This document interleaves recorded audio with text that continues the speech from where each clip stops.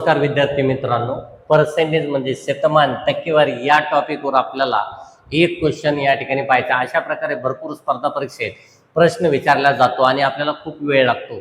कमी कालावधीमध्ये सूत्राच्या पद्धतीनं किंवा याला सक्सेसिव्ह पर्सेंटेज सुद्धा म्हणतात। तर ते फॉर्म्युला काय आहे, तर तो फॉर्म्युला या ठिकाणी आहे, पहा लक्ष द्या, x + y + x * y upon 100।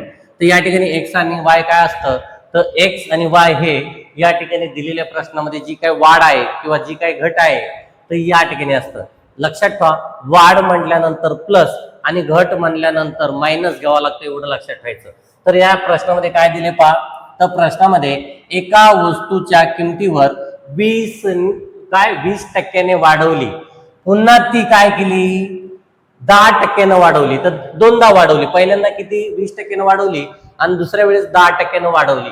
तर त्यांचं असं म्हणणं आहे, मूळ किमतीमध्ये एकूण किती टक्के बदल झाला असेल, जी काही मूळ किंमत आहे त्यामध्ये एकूण किती टक्के बदल झाला असेल, याचाच अर्थ त्यांना असं म्हणायचं आहे की ही जी दोनदा वाढ केली ती जर एकाच वेळी केली असेल तर कितीनं वाढ होईल असं त्या ठिकाणी त्यांना विचारायचं।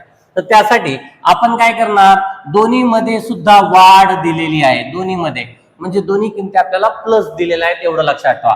तर x ची किंमत आपण 20 घेतली, y ची किंमत 10 घेतली, तर त्या सूत्रामध्ये किमती ठेवल्या x + y + x * y भागिले 100। आपण काय केलं, या सूत्रामध्ये या किमती ठेवल्या, तर 0 0 कटला, 0 0 कटला, तर इथं काय राहणार आहे 2, आणि या दोन्हीची बेरीज किती येते रे बाळांनो, या दोन्हीची बेरीज येते 30।